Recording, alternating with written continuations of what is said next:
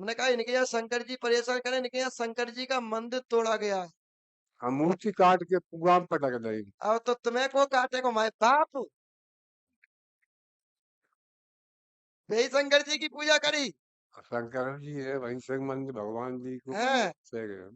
तो वही शंकर जी तुम्हें परेशान करें। शंकर जी का स्थान किसने तोड़ा गांव के निठोर हो, है? गांव के न... हम बिना मतलब के कोई बात किसी से कहते नहीं, इस बात को आप हमेशा रखिए। आप लोग क्या हमारी बात को मजाक में ले जाते हैं। हमने कहा कि कौन से शंकर जी की पूजा करी, तो हम भी बता दे सुबह ने। हमने कहा इनके यहाँ शंकर जी परेशान करें, इनके यहाँ शंकर जी का मंदिर तोड़ा गया है। हम मूर्ति काट के कुआं में पटक देंगे। अब तो तुम्हें को काटे को मैं बाप बोलो ना। मैं हम तो सब अलग है, वहां से भी अलग, रात पर टोला अलग, हमारा टोला अलग। अरे हमें बातें मतलब ना, कौन को कौन सा टोला है भैया, को कौन से टोला में पूरा गांव परेशान है।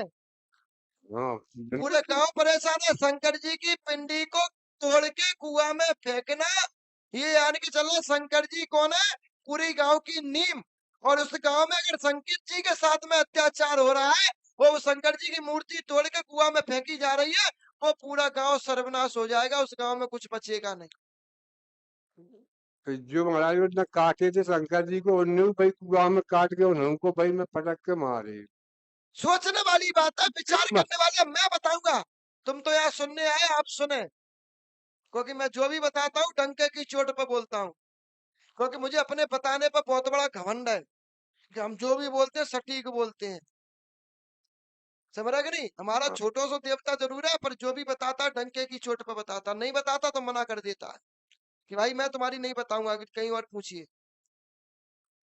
देखना, शंकर जी की मूर्ति तोड़ी गई, मूर्ति तोड़ के कुआं में फेंकी गई। फेंकने के बाद उस व्यक्ति की, उस वो व्यक्ति चलावा कर, तुम्हारी कोई दादागिरी थी उस व्यक्ति की, उस व्यक्ति के दबाव में किसी पूरे गांव में किसी ने आवाज नहीं उठाई। हम नहीं उठाई महाराज। उस व्यक्ति के दबाव में पूरे गांव में किसी ने आवाज नहीं उठाई। नहीं जब उठाई। पूरे गांव में किसी ने आवाज नहीं उठाई, तो फिर उसकी मृत्यु भी दुर्दर्शी से हुई। उसकी भी मृत्यु शरीर काट काट के हुई थी। यह किसके प्रकोप से हुआ? शंकर जी के प्रकोप से।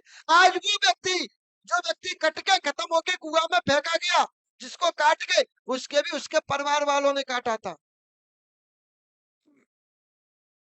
उसमें भी हाथ किसका था? उसके परिवार वालों का। व्यवस्था किसने बिगड़वाई? शंकर जी ने। बुद्धि किसकी खराब करी? शंकर जी ने। किसकी? उसकी। उसके बाद उसको काटा गया, काटने के बाद उसको कुआं में फेंका गया, और फेंकने के बाद वो बेटा भूत बन के पूरे गांव को परेशान करने लगा। वही व्यक्ति तुम्हें परेशान करता है, इसलिए तुम्हारे शरीर में कटान सी महसूस होती है। ऐसा लग रहा है कि हमारे शरीर पर कोई तलवार चला रहा है या ना? चला रहा महाराज। चला रहा है। तो वो व्यक्ति तुम्हें परेशान करे, और जब तक उसके व्यक्ति का निराकरण और शंकर जी का निराकरण नहीं होगा, तब तक तुम्हारे घर की परेशानी खत्म। तनकी तो महाराज मूर्ति आएगा ही, पधर गई, सिर पर निरक्षक होएगा। अगर वो प्रसन्न हो जाते तो फिर हमें मिलते ही नहीं। अगर मूर्ति पधरने से शंकर जी प्रसन्न हो जाते, तो हमारे मालिक शंकर जी को बताते ही नहीं, फिर तो डायरेक्टली वहीं पहुंचा देते। बोलो भाई बच्चों, गलत कह रहे हैं कि सही? मूर्ति तो महाराज आएगा ही। गलत कह रहा है कि सही कह रहा है? हम तो देख के नहीं आए कि तुम्हारे गांव में शंकर जी तोड़े गए, कि काटे गए, कि पेड़े गए, कि शंकर जी के पे बनाए गए। काट के उन्हें तेल में सेक उदाए, सेक देता है तो क्या बचो। हाँ, ठाकुर जो ठहरे, कछु कर सकते हैं ठाकुर।